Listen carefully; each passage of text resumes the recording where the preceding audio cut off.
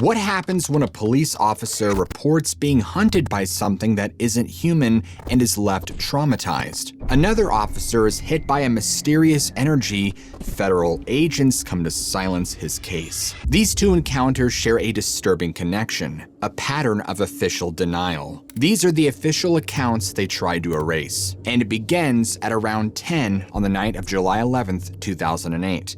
22-year-old Brandon Hines and his 19-year-old girlfriend, Jamie Marker, were sitting on a wooden jetty that extended out into Ludden Lake near Mineral Point, Wisconsin. They had decided to go night fishing and had already had their lines cast out in the water. Brandon and Jamie had been dating for a while, and fishing at this lake had become one of their favorite pastimes. They would often come out here at night when the lake was quiet and they could have the jetty all to themselves. Suddenly, they heard this strange noise coming from somewhere else. To their surprise, as they're listening, they realize the sound is coming from directly beneath them, and it sounds like something is moving underneath the jetty. Brandon thinks it's probably just an animal, like a raccoon or maybe even a beaver, taking a break from a late-night swim. But as they stand there, these sounds continue. They realize that whatever it is sounds pretty big. It sounds more like something is actually using the underside of the jetty like a ladder,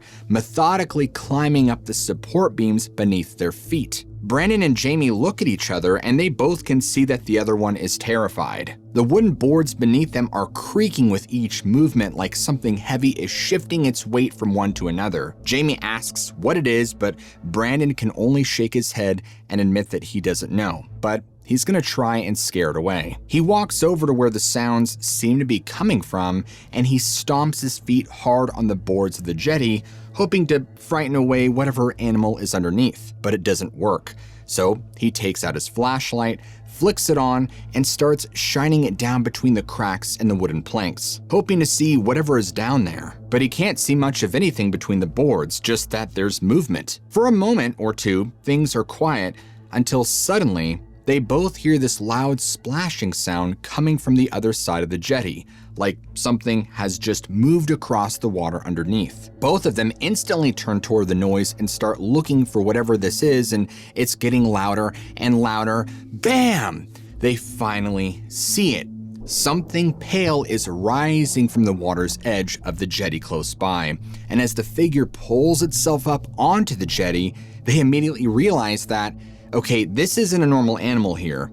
It's a figure, and a human figure, and it's wearing what appears to be a dark suit and a cape that is now soaked and clung to its back. Jamie immediately grabs Brandon's arm so hard her nails dug into his skin. She's terrified by this. She calls out and asks, "Who are you? What are you doing here, and why are you wearing such a strange outfit?" Brandon is simply too petrified to do anything. Jamie has had enough though. She jumps up and takes off running back toward shore to the car.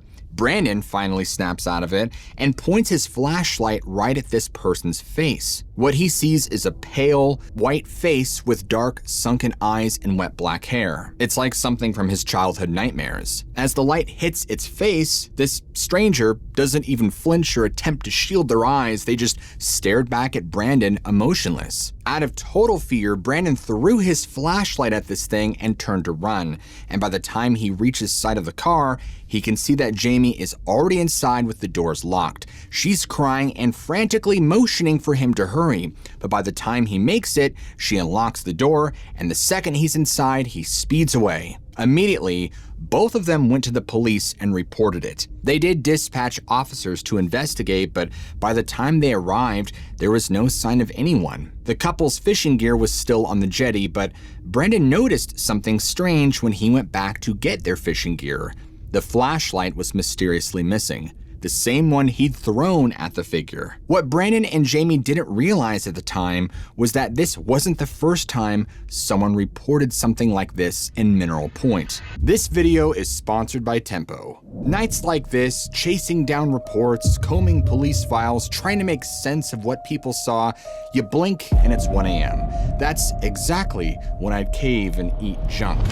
But lately, I've been using Tempo and it's been a lifesaver for my schedule. Tempo is a recurring weekly meal delivery subscription with chef-crafted, fully prepared single servings that cook in just 2 minutes. Their rotating menu has 24 plus options each week, and Tempo's menus are dietitian approved. I can actually filter what I want: protein-packed, calorie-conscious, carb-conscious, or fiber-rich.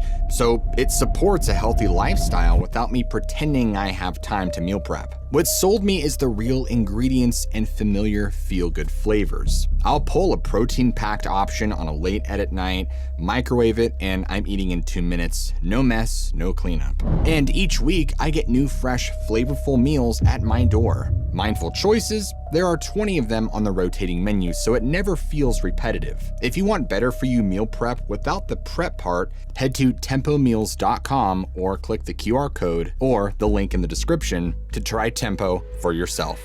The Driftless region of Wisconsin could be considered a paranormal hotspot, with Mineral Point as the epicenter. What Jamie and Brandon saw that night was what they flat out said looked exactly like Dracula. But so many people in Mineral Point have reported seeing this strange pale caped figure for decades that it's earned the nickname the Mineral Point Vampire. And in fact, the first documented sighting of this mysterious figure actually occurred on March 14th, 1981. That's more than 27 years before Brandon and Jamie's encounter. On that evening, the Mineral Police Department received a call about a disturbance at Graceland Cemetery. Officer John Pepper was the first to respond to the scene. John, who was in his early 30s at the time, was an experienced man who had been with the department for several years. He was very level-headed, practical, and not the type to get spooked or even entertain the supernatural. When he arrived at the cemetery that night,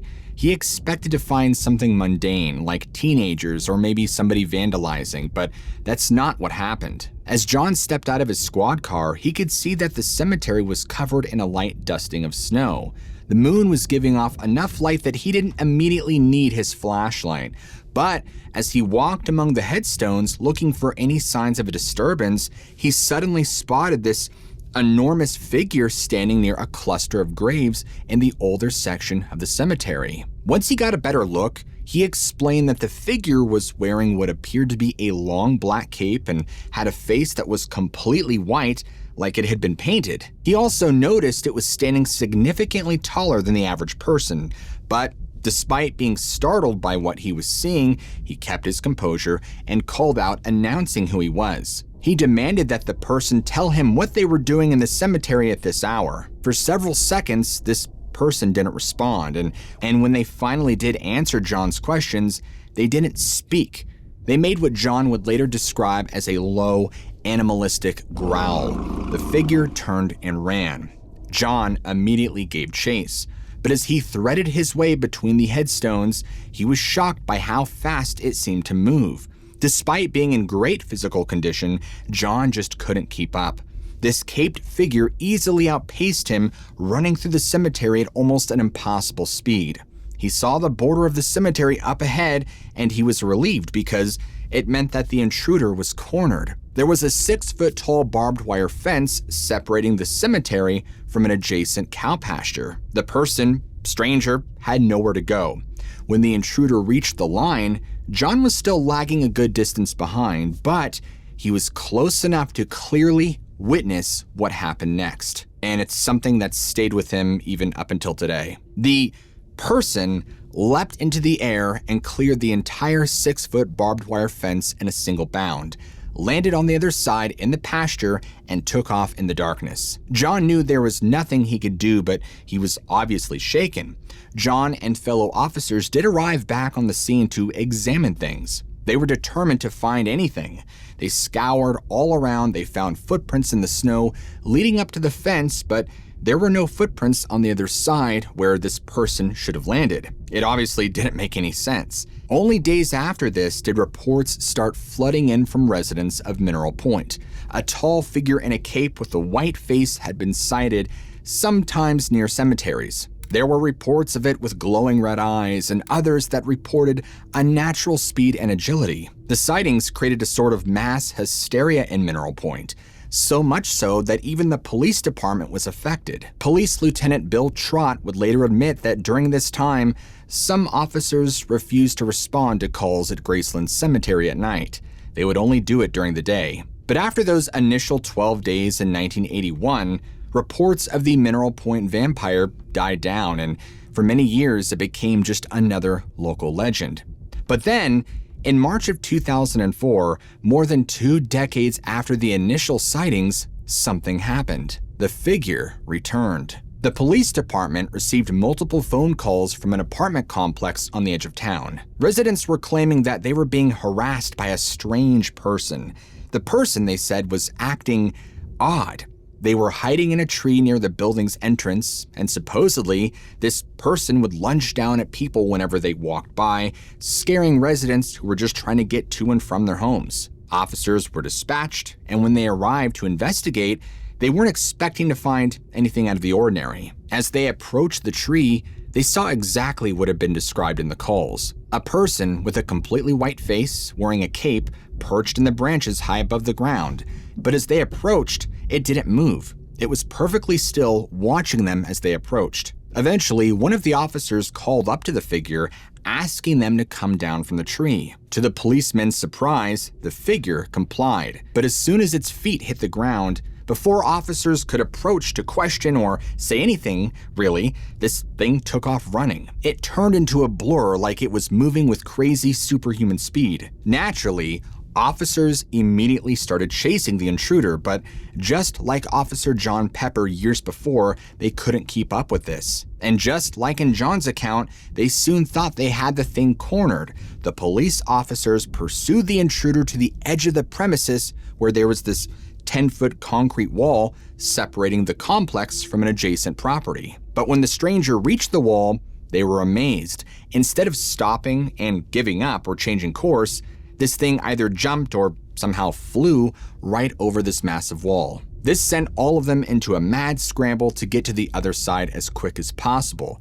They all knew that none of them could replicate what they had witnessed, so they had to take the long way around. But when they reached the opposite side of the wall, there was no sign of the figure on the other side. Just like in 1981, they found tracks leading up to the wall, but this time, there were some scuff marks on the concrete, but there were no tracks or any other indication that anyone had landed. It was like the moment the intruder was out of sight, they just vanished. Unfortunately, the officers found nothing over the course of their entire search. It had simply disappeared. These modern sightings of the Mineral Point vampire are strange enough on their own, but they become even stranger when you look at the region's history. According to local researchers, the region around Mineral Point has long been associated with a supernatural entity known as the Ridgeway Phantom, or the Ridgeway Ghost. Stories of it reportedly appeared in the area as early as the 19th century. It already had a lot of belief around it, and people said that it followed a pattern of 40-year cycles, and that the phantom was actually a shapeshifter. Sometimes it would take the form of a headless horseman, cracking a whip as it rode through the countryside. Other times it appeared as nothing more than a glowing fireball floating above the fields, or as a young woman or old woman standing by the road. It could even take on the form of animals like sheep, dogs, or other farm animals, which would chase travelers at night before vanishing. It was also said to be connected to 2 brothers who were murdered in a bar brawl back in the 1840s. Their spirits could not rest, so they returned to haunt the living in various forms. When you consider the 40-year cycle that's mentioned in connection with the Ridgeway Phantom, it doesn't really line up with the sightings of the 1980s and early 2000s. But at the same time, is it possible that what people are describing as the Mineral Point vampire is actually just the latest manifestation of this centuries-old boogeyman? It's a theory that gains some traction when you consider another strange connection to Mineral Point. It's linked to one of horror's most iconic figures, film legend Vincent Price, known for his roles in countless classic films, has deep family ties to Mineral Point. His mother was from Mineral Point, and his ancestors were prominent citizens of the town. It turns out the Cobb family was quite wealthy and influential in the area. But strangely, his ancestors are buried in the Graceland Cemetery, the very same one where Officer John Pepper first encountered the Mineral Point vampire in '81. In a 1983 interview, just 2 years after the first vampire sightings, Price acknowledged that he knew about Mineral Point and all the strangeness of the area from stories that his parents had told him. Could the Mineral Point vampire somehow be connected to Vincent Price's family? In 1991, Bob Weir was elected police chief of Mineral Point, a decade after the initial vampire sightings. His statement on the matter is interesting. He said this: "We have no records of the 3 events you are looking for. I started here in 91. I don't recall the 2 reports attached or any reports of possible vampire sightings during my employment here. We have assisted the Iowa County Sheriff's Department with numerous calls at Ludden Lake, but none involving a pale-faced suspect in a cape. We looked through our electronic records from March and July of 2008 and found nothing remotely close to the attached reported calls." In 2011, author Chad Lewis, who has extensively studied the Mineral Point vampire legend, discussed the 1981 sighting on Coast to Coast. Lewis had actually located Officer John Pepper and interviewed him. John was deeply affected by what happened that night. It wasn't a hoax. Shortly after the encounter, John transferred to another county sheriff's department. Even now, he avoids discussing it. He just wants to move on with his life. But in 2022, a clue emerged. A report in the Dodgeville Chronicle claimed that a man named Reuben Riley had confessed to being the vampire before his death 5 years earlier. However, this claim came from a family member after his death, and even if Riley was responsible for some of the sightings, it can't explain all of the reported sightings over the decades, nor does it account for the supernatural abilities or ability to not leave any tracks as described by witnesses. Many other researchers who have deeply investigated this case believe that any record, police report have been deeply sanitized and removed. For Brandon Hines, Jamie Marker, and Officer John Pepper, and the countless others who claim to have encountered this mysterious figure, the question isn't whether the Mineral Point vampire exists. The question is, what is it, and why does it continue to prey on this small community? And probably most concerning of all is, were police records from these sightings and encounters truly erased? Another very bizarre and documented case came out of Elmwood just 5 years before the Mineral Point encounters. On Thursday night in April of 1976, George Wheeler was about to make a routine call that would change his life forever in the worst way possible. But he didn't know that yet. All the 66-year-old reserve police officer knew was that someone had reported an orange glow above the Tuttle Hill limestone quarry just outside of Elmwood, Wisconsin. It was probably kids setting a fire. Maybe someone is burning trash illegally. In a town of 700 people, these were the kinds of calls you got on a Thursday night. Wheeler drove his patrol car up the winding road toward the quarry. The orange glow was getting brighter. Must be a pretty big fire. He'd probably have to call the fire department, write up a report, and maybe issue a citation. When he crested the hill and got a clear view of the quarry, Wheeler hit the brakes.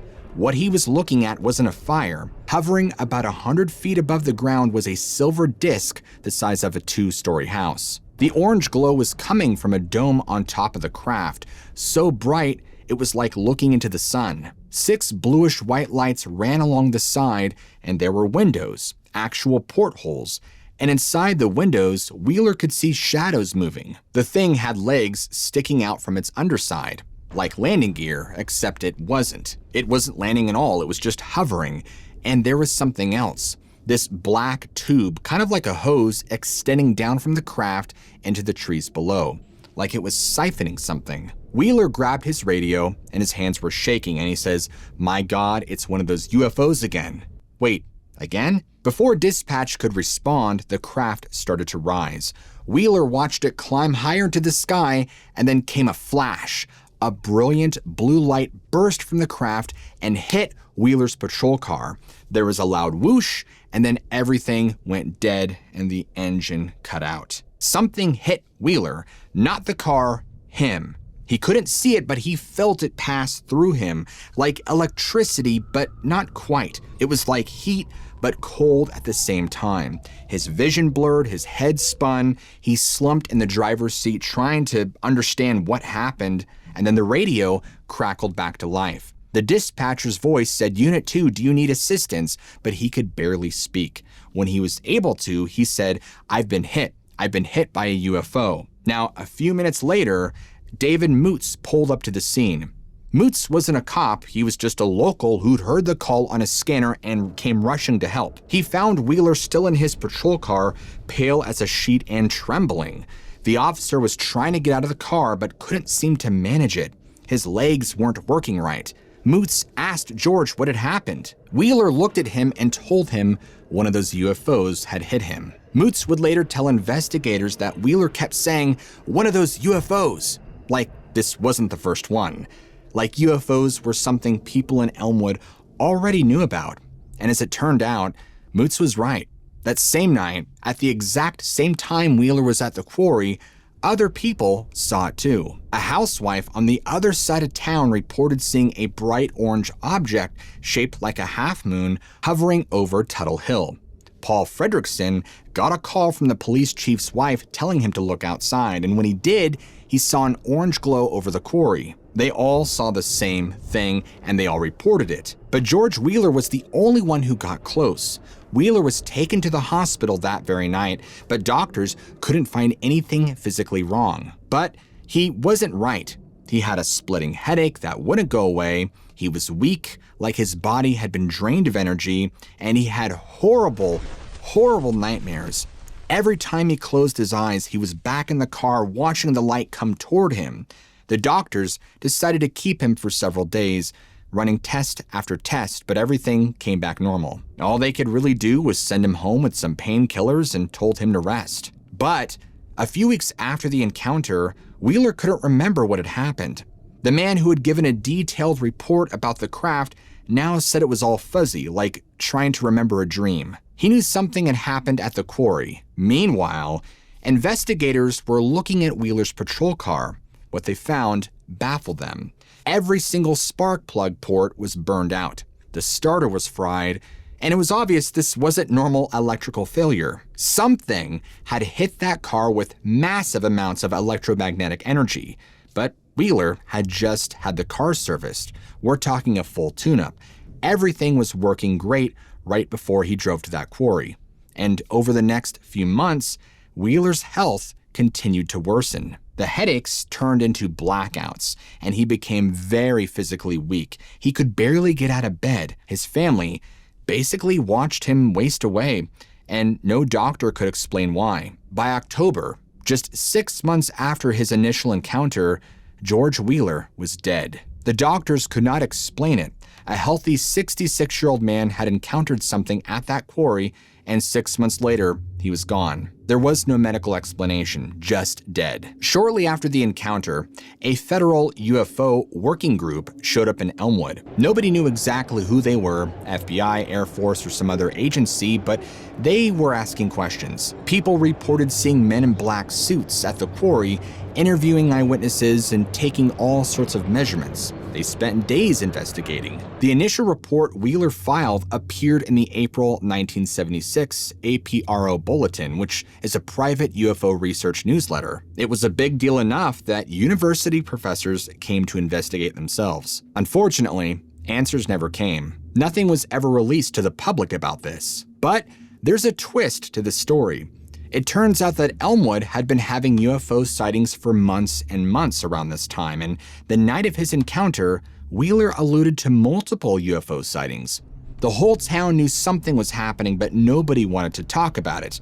At least, not officially. The theory is that Wheeler was silenced because of what he knew and investigated, and to take it even a step further, it's speculated that when the military came in, they weren't investigating UFO sightings. They were investigating Wheeler, making sure he wasn't going to talk. Because if a UFO could kill a police officer with some kind of directed energy weapon, if multiple witnesses could see it and the government could investigate it and then pretend none of it happened, what else were they hiding? In a similar turn of events, in the early morning hours of August 16th that same year, a park ranger named Dean Anderson was cutting grass at Peninsula State Park in Egg Harbor, Wisconsin. The golf course needed to be perfect before the first players arrived. Dean steered his riding lawnmower across the fairway, but as he began his work, he saw someone on the course.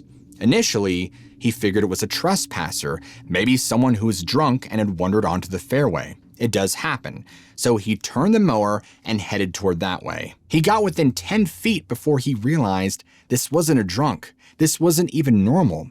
This was some sort of figure, and get this, his descriptions are wild. The figure stood over 6 feet, wearing what looked like a shiny spacesuit. A black helmet covered its head, and on the helmet was an insignia, a dog's head. The helmet began flashing. So did the figure's belt. Dean was about to back the mower away when this beam of light shot out from the figure, and the beam hit the mower. The engine died instantly.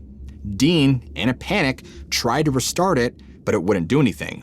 And a second beam hit Dean directly, and his whole body went numb. He couldn't move. He could barely breathe. He just sat there on his dead mower, watching this person in a spacesuit not even 20 feet away from him. A light appeared above both of them, and Dean managed to move his eyes upward and saw this small, glowing craft dropping down from the sky. It hovered just above the fairway, and a door opened up in the side, and the figure in the spacesuit turned and just walked toward it. It floated upward, drifted up through the door like it didn't weigh anything. The door then closed, the craft shot straight up, and left this trail of light. And then it was gone. The numbness in Dean's body faded after a few moments, and he couldn't believe what had just transpired. He thought he was gonna go crazy.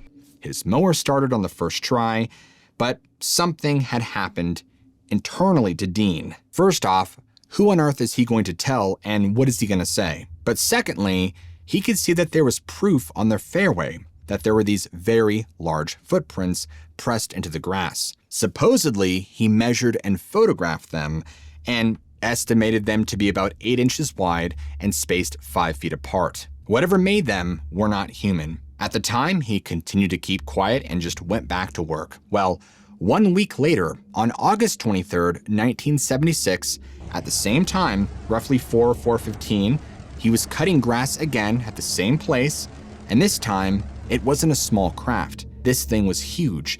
It dropped down fast and landed in the culvert between the fairways. Dean cut the mower engine immediately, and he sat there stunned watching this happen. A door opened in the side, and 2 figures emerged. They descended to the ground on what looked like a band of light, like an escalator made of pure energy. Each of them carried something in their hands, what Dean would later describe as a long, thin object that glowed like a candle. The craft lifted off the ground and hovered about 20 feet up. The 2 figures started walking toward Dean, and actually walking this time, not floating. As they approached him, they could see them more clearly in his mower's headlights. One appeared to be male with copper-colored skin, and the other was female, shorter, maybe 5'2". She was doing something with her clothing. She was removing an outer suit, revealing a form-fitting green outfit underneath. The male figure raised his hand, not in a threat, but in greeting, like a wave, and then he spoke in English, perfect, clear English. "We come in peace. I am Sunar from Jupiter. This is Trina. She comes from Saturn." He explained that they were on a scientific mission. They were collecting samples, soil, water, leaves, plants, animals, insects. They needed them for analysis. And for 20 minutes, they supposedly sat there talking to each other and even answered his questions matter-of-factly, like it was completely normal. At one point, Sunar mentioned something that shook Dean and said, "We know about your motorcycle troublemaker from last week." As it turns out, Dean had chased somebody off the course the previous week, a guy on a motorcycle who'd been tearing up the fairways. But Dean hadn't told that to anyone. Sunar smiled and explained, "That was Mutin. He's from Mars. He won't bother you again." This is already really strange, as you're hearing. Now, as they prepared to leave, Trina put her outer suit back on, and she walked over to Dean and pressed something into his hand. It was a yellow nylon envelope, and she said, "Take this gift in peace in remembrance of our meeting. We shall meet again, but don't open that for 9 more days." The craft descended, the beam of light appeared, and the 2 rose up like they were riding an invisible elevator. After that, they were gone. When Dean finally opened the envelope 9 days later, he found what was inside to be impossible: a gold-colored amulet about the size of a silver dollar, and on one side was an engraving of a bird that looked like a dove. On the other side were words that made Dean's hands shake. It said, "Peace and friendship forever, Trina and Sunar." Dean actually went back to the fairway later that morning when the sun was up and photographed more prints where they'd stood. He kept the amulet, he kept the envelope, all physical proof that it happened. But this is where the story kind of just drops out. There is no reliable public record showing the amulet, the envelope, the photographs, nor does there appear to be any follow-up investigations, interviews, or anyone that has examined these things. I mean, it is possible that because this was from a newspaper reporting in 1977 and other various UFO catalogs, it might have just gotten buried in the ether. Or maybe, like Mr. Wheeler, he was afraid of coming forward with it and facing repercussions, or worse. Is it possible that he's speaking the truth and is just too terrified to publicize his findings? Or did this report simply become buried and lost into obscurity to keep the public from ever knowing? You guys have the information, you're gonna have to make up your own conclusions. While there does appear to be a connection between all three of these cases and obvious information suppression, the truth behind all of it remains a mystery. And because you guys made it this far, I want you to all comment down below Wisconsin weirdness, so that way I know who made it to the end and who didn't. And if you guys enjoy storytelling like this, where we deep dive into strange cases of the mysterious and supernatural, what are you waiting for? Smack that like and subscribe button right now for more content just like this. As always, never forget, I love you all, keep an open mind, and I'll see you all in the very next episode.